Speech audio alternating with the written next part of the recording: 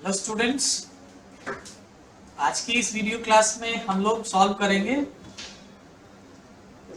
करना सीखेंगे project chapter 5.2। कैसे हम लोग अपने प्रोजेक्ट चैप्टर को सॉल्व करेंगे उसको सीखते हैं। ये जो प्रोजेक्ट चैप्टर है वो 12 बेस्ड है, तो इसके लिए मैंने यहाँ पे कुछ क्वेश्चन बना रखे हैं और एक्सेल सीट भी यहाँ पे तैयार कर रखा है। इसे मैं थोड़ा सा जूम कर ले रहा हूँ और स्टार्ट करते हैं हम लोग क्वेश्चन सॉल्व करना। सबसे पहले क्वेश्चन में कह रहा है apply auto filter on area column and see the data except north zone. पहला क्वेश्चन है, यहाँ फुल स्टॉप तक है। इसको पहले क्वेश्चन को सॉल्व कर लेते हैं पहले। मतलब कह रहा है कि आपको ना इस बने हुए टेबल में एरिया कॉलम है, यहाँ पे देखो एरिया नाम का एक कॉलम है ना, इस कॉलम पे अप्लाई करना है आपको ऑटो फिल्टर। तो ऑटो फिल्टर अप्लाई करने के लिए सबसे पहले इस कॉलम हेडिंग को सेलेक्ट करेंगे और आपके पास कई सारे ऑप्शन है। आप होम टैब से भी जाके यहाँ सॉर्ट एंड फिल्टर में आके आप फिल्टर अप्लाई कर सकते हो ऑटो फिल्टर, या फिर आप डेटा टैब से जाके और यहाँ से ये फिल्टर अप्लाई कर सकते हो ऑटो फिल्टर यहाँ से, या डायरेक्ट आप कंट्रोल शिफ्ट और एल प्रेस करके ऑटो फिल्टर अप्लाई कर सकते हो यूजिंग शॉर्टकट। ओके, अब ये एरिया पे हमने अप्लाई करना है। फिल्टर ड्रॉप डाउन बटन पे क्लिक करेंगे और यहाँ से क्या करना था, क्वेश्चन में क्या करा है, एक्सेप्ट नॉर्थ जोन, यानी नॉर्थ जोन को छोड़ के बाकी सबको डेटा को फिल्टर करके लाना है। तो हम लोग यहाँ पे एरिया ड्रॉप डाउन बटन पे क्लिक करेंगे, फिल्टर बटन पे, और देन सबसे पहले सिलेक्शन ऑल हटा देंगे, अनचेक कर लेंगे, और देन सेलेक्ट करेंगे ईस्ट और साउथ। हमें नॉर्थ नहीं लेना तो हम नॉर्थ छोड़ देंगे और देन ओके। तो ये देखिए सिर्फ ईस्ट और साउथ का ही हमारे पास ये डेटा आएगा। देखिए यहाँ पे आ रहा है सिर्फ ईस्ट और साउथ का। अब आगे बोल रहा है इसमें नेक्स्ट कह रहा है in quantity column filter data so that it will show the data of more than 15 quantity. अब यही सेम फिल्टर अप्लाई हो रखा है। अब आप क्वांटिटी कॉलम में जाइए और वहां पे फिल्टर अप्लाई ऐसा कीजिए जिसमें जो क्वांटिटी मोर देन 15 है बस वही डिस्प्ले हो। तो मोर देन 15 के लिए आपको क्या करना पड़ेगा, तो इस लिस्ट से आपको फिल्टर नहीं अप्लाई करना पड़ेगा, आपको यहाँ पे क्या करना है, नंबर फिल्टर अप्लाई करना है, जिसमें आप फिल्टर को कस्टमाइज कर सकते हैं। More than, less than, more than equal, less than equal, ऐसा ग्रेटर देन, ये सब कर सकते हैं। तो मोर देन का यहाँ पे मतलब है ग्रेटर देन, हमने यहाँ से सेलेक्ट करना है ग्रेटर देन और यहाँ पे डालना है क्या 15, क्योंकि हमारे क्वेश्चन में क्या करना है, मोर देन 15 वाला क्वांटिटी लेना है। देन अब हम ओके करेंगे तो देखिए जो 15 से अबव है वो यहाँ पे आ गया। ओके, अब कह रहा है now next question, question number 2, change the quantity of first column as 12 from 18। First जो कॉलम है हमारा ना, ये फर्स्ट कॉलम क्वांटिटी का वो 18 है ना, इसको 12 में चेंज कर देना है। तो चलिए मैंने इस 18 को कर दिया क्या 12। उसके बाद कह रहा है अब रीअप्लाई फिल्टर, ये हिंदी में लिख दिया मैंने अब रीअप्लाई फिल्टर मतलब अब फिल्टर को रीअप्लाई करो।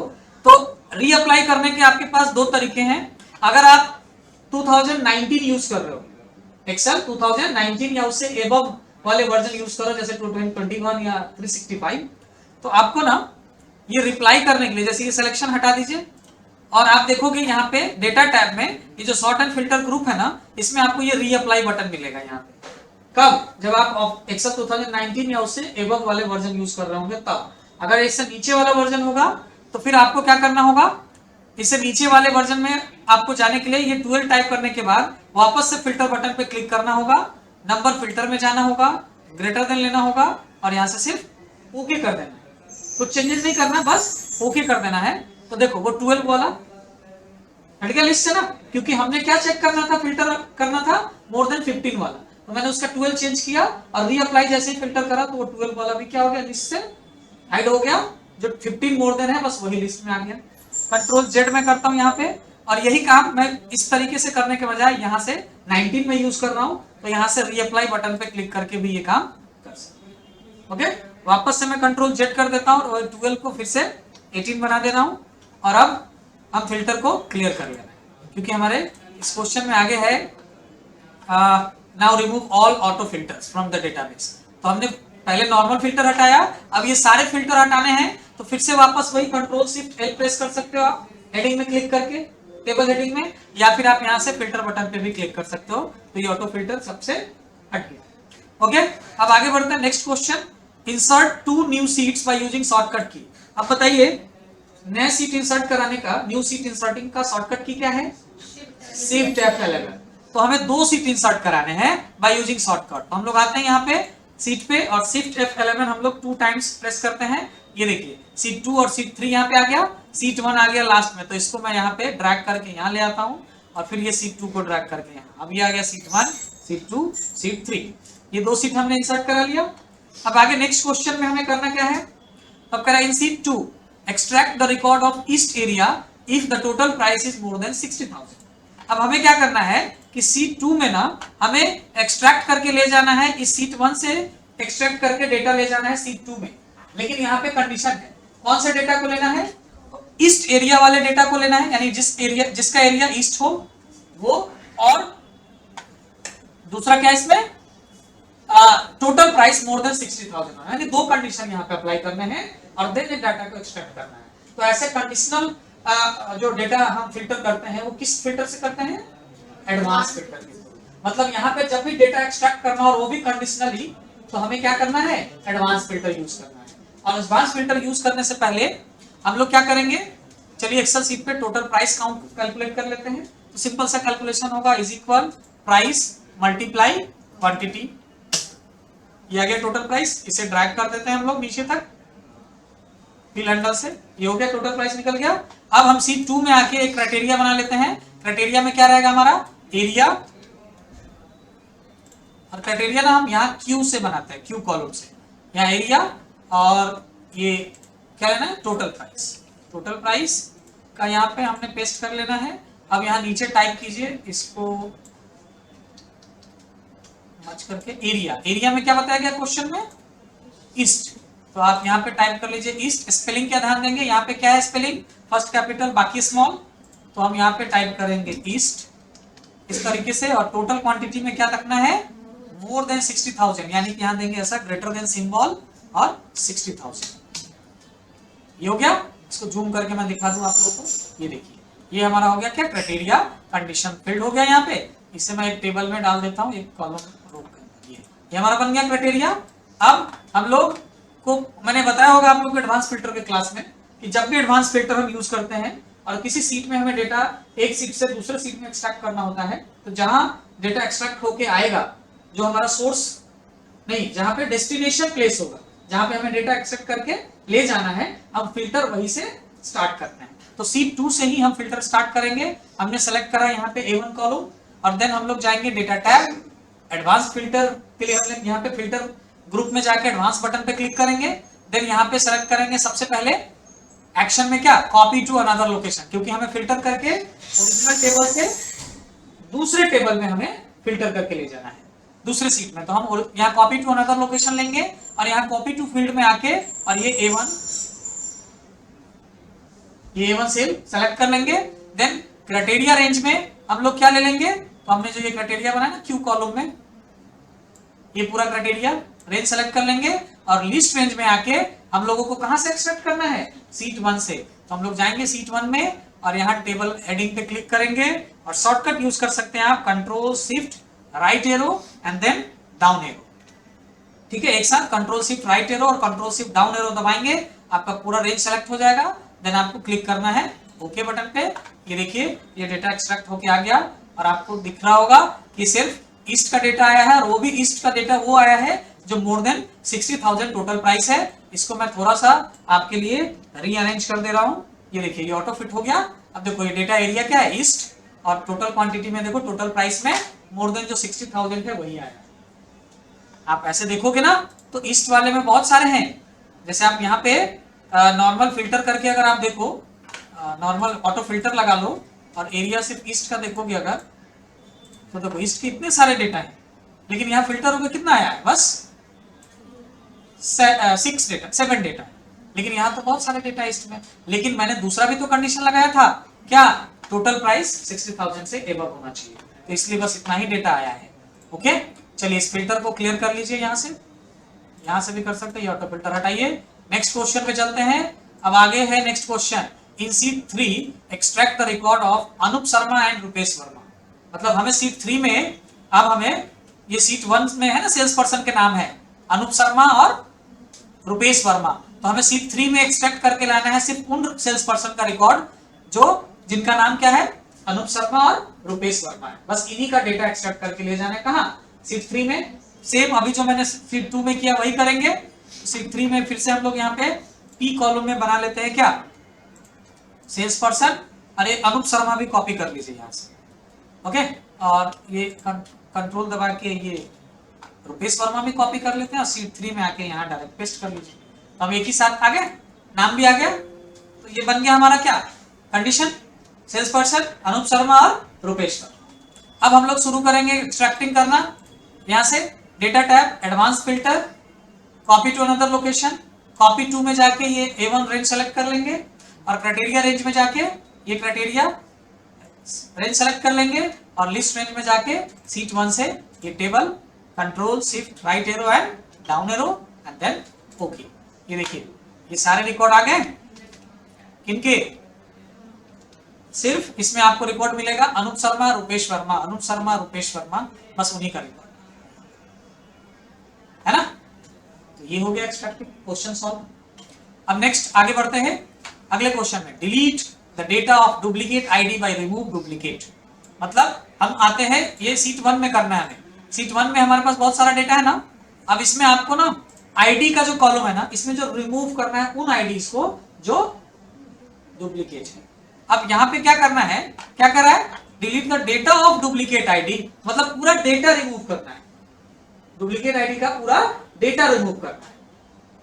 ठीक है, तो कैसे करेंगे, अगर कहता सिर्फ डुप्लीकेट आईडी को रिमूव कीजिए, डेटा रहने दीजिए, हम वहां पे नया डेटा, नया आईडी टाइप कर लेंगे, तो कैसे करेंगे। और अगर पूरा डुप्लीकेट रिमूव मतलब आईडी के साथ साथ उसका डेटा भी रिमूव करना है, तब कैसे करेंगे। तो दोनों करके दिखाता हूं मैं।